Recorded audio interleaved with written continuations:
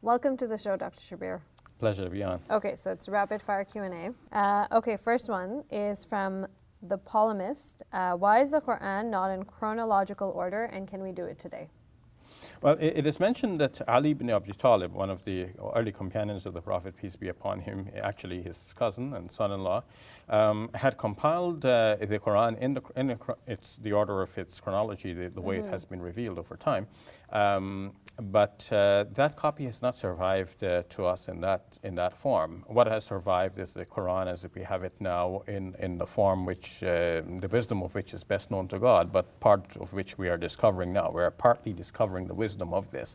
And somebody's actually written a whole book on the question entitled Structure and coherence, something like this, on the interpretation of the Quran. So we're finding that the present arrangement makes sense in its own way, though it's not in the order of the revelation. And what that means for commentators is that we need to know what came first and what came second, because what came second may be more definitive than what came earlier. But today we would tend to omit much of that in our discourse and think more of the Quran as a comprehensive whole with parts of it interpreting each other part. So why is it the way it is? We can say that that's in the wisdom of God. Okay. Asha Haider is asking, if God knows and has written down already what I will do, then how are heaven and hell just?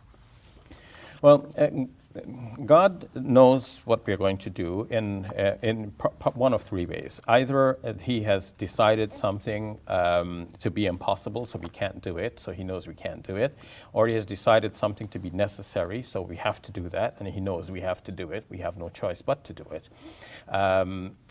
Or we might even choose to do it, but that's the only thing we can choose.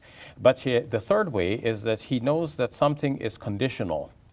We can develop such a character which will choose to do this thing, or we can develop such a character which will turn away from that thing. So this conditional aspect is what God will question us about and hold us responsible for, based on which people will merit either a paradise or hell, and more specifically hell, because paradise can be given by God as a free gift.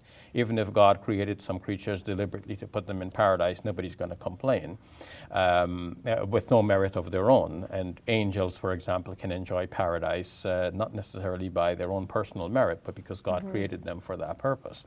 But to be in hell and suffer torment, that has to be justified on the basis that the clear paths were shown to a person. The person had the obvious option of picking either one and the full freedom of picking either path, and the person deliberately disobeyed God and chose the evil path leading to hell.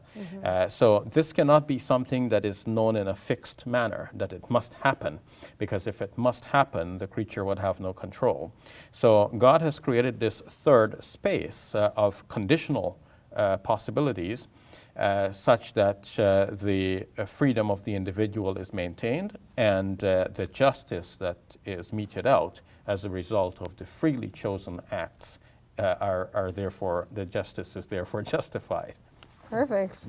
Umit Rashid is asking, can we wish good luck for non-Muslims? And the short answer is yes. The longer answer is that Muslims don't technically speak of luck if we think about our faith. We would think of God controlling events and outcomes. So it's more likely to ask God to give this person success, or we might say to somebody, may God be with you in that, and may God help you with that. But in short form, if somebody said, good luck, with that in mind, then there is no harm. Okay. Lut99 Verity is asking, is it right that if you reject one Sahih Hadith, you are a non-Muslim? No. In fact, common Muslims may get that impression because the Hadith books are sometimes presented as though these are as sacred as the Quran. But whereas one might say that to reject one verse of the Quran, as classical scholars have said, then you become a non-Muslim by virtue of that rejection, no classical scholar has said that by rejecting one Hadith you become a non-Muslim. No, what they have said is that if somebody rejects the concept of Hadith as a whole, like somebody says, okay, I'm only going to follow the Quran, I won't follow any hadith, then they would say that that person has become a non-Muslim.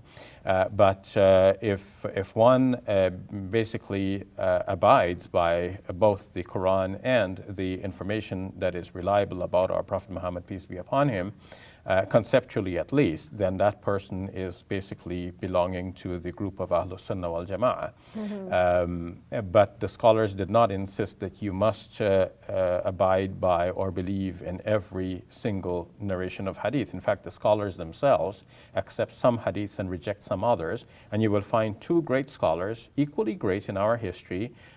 One of them accepts a certain hadith and the other one rejects the same hadith. They're both scholars. A good example of two scholars in this way is Imam Bukhari and Imam Muslim. They're both compilers of books which are known to be, or come down to us and are called books of Sahih Hadith, authentic hadiths. But there are hadiths which Imam Bukhari accepted, which his student Muslim did not accept, and there are hadiths which Muslim accept, but Imam Bukhari does not accept. So it's a matter of gradation and judgment. There's a certain human judgment that goes in accepting a hadith. One scholar says this hadith is authentic, the other one says no, it's questionable.